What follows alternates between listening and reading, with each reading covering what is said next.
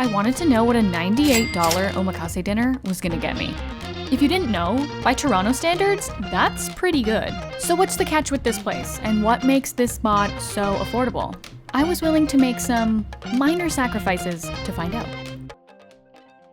This spot is a branch out from the head chef's Michelin Star location that costs a whopping $680 per person, which I thought I would be asking a little bit too much of my guests for my birthday dinner to pay for that, so this will do. Tonight, we have 14 items from a set menu, 8 pieces of sushi with 2 hot dishes in between. And just so you know, everything will come with wasabi and soy sauce. Are we okay for that? The first course began with a pickled radish toro hand roll. Yes, so as you can see, we roast the seaweed to make it very crispy. So I suggest you take the first bite right away when headed to you. Or even take a picture, then please take a picture and eat it right away. This is a roll that's stuffed with fatty bluefin tuna sourced from PEI. It's mixed with chopped pickled radish called takuan and brushed with soy.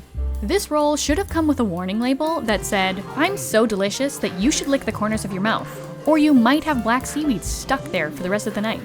But it did not say that. So I did in fact look like a fool. Shiso in there is really great. But that hand roll is so beautifully crafted that it sets you up with high expectations for the rest of the night.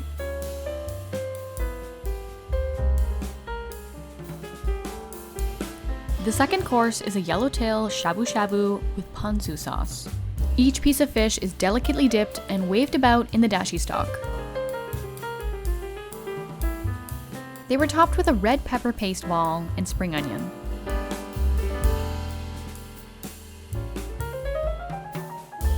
It was placed in front of you and then served with the ponzu sauce. You were supposed to mix the red pepper paste into the sauce for more cohesive flavor. I think I liked the theatrics of this dish more than the flavor. It just didn't taste like anything to me. So why is this omakase so affordable? It turns out that in order to keep the price down, all of the fish is locally sourced. That means you won't find any fish coming from Japan. I'm picking the big one. Yay! Is that a deal breaker? I'm not so sure. There was definitely no lack of quality. Everything was so fresh. The seafood was sliced, manicured works of art. Actually, I might even feel better knowing my fish isn't flying 14 hours to get to me. The next 5 courses were nigiri. The technique used here to make these will always be fascinating to me. It looks like magic. Look at this choreography.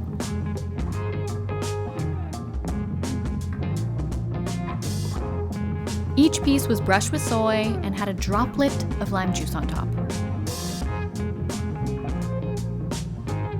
Wow! 2 fingers, 1 bite.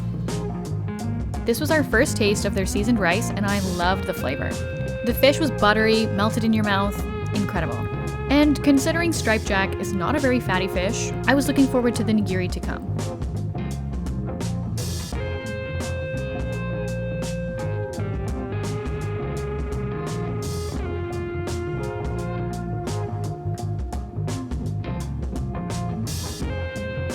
In hindsight, based on my reaction, I should have asked for a repeat of this one. Nice.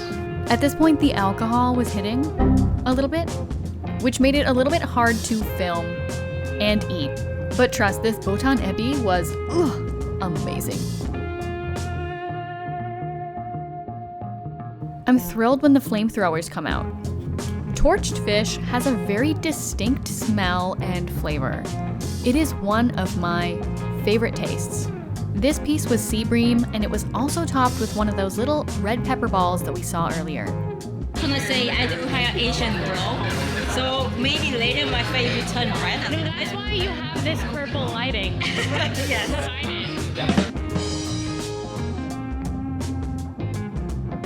We finished this section of the course with a marinated salmon nigiri.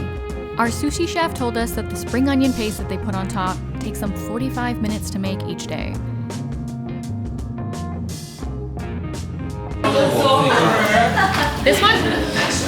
This one smells delicious. I'm very partial to salmon, so maybe this one's gonna be my new favorite. But that would be so lame of me. Salmon be your favorite? We have a new favorite now. any of the salmon sushi I've ever had. So it's really nice. Yeah, I think the sea bream is still my favorite, but I love salmon.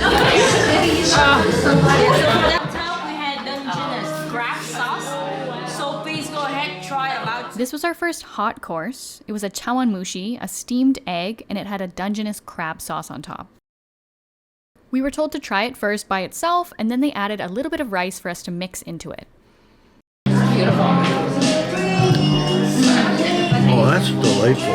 It's very comforting on a cold day. Like that? I really like this one. It's a little bit like yakodon. Yeah, a little bit. But like with crab.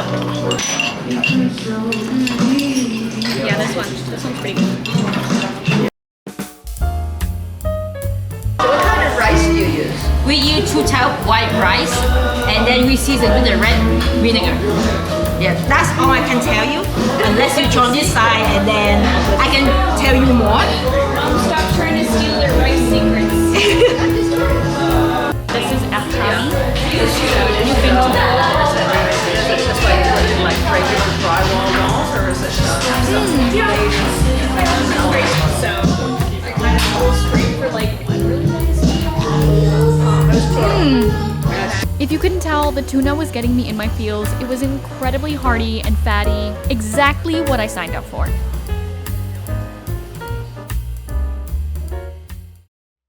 At the beginning of the evening, they noticed I had a giant camera, kind of hard to miss. So they told me to head to the back to watch them prep the tamagoyaki that we were gonna have for course number 12. Tamagoyaki is a seasoned rolled egg omelet. It's usually seasoned with dashi, a little bit of sugar. Really simple, but it's one of my favorite side dishes. My sister and I go crazy for these. Yes, so these are the dashi maki, Michelin Star raw egg omelet with radish and soy sauce on the side. You had the whole block? They like gave you a whole tamagoyaki. That's like maybe 8 eggs. It was like at least 5 eggs. No, that's more like 8 eggs. No, the size was better. Oh, okay, that's not that big. Like 5 eggs.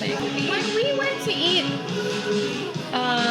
yakitori together, we also ordered egg, and when they put it down, we went yay, and they laughed. They're like, maybe white tourists aren't that bad. So that's a So losing their shit over eggs. Okay, last one, last sushi. I'm kind of sad. But we picked the best one for last. The last thing before dessert was a miso soup, and I wasn't expecting it to go that hard. It was the most flavorful miso soup I have probably ever had. And to end the meal, we had a dessert, which was a daifuku mochi, a chewy glutinous rice flour wrapping, and it's encasing red bean and a strawberry. Verdict?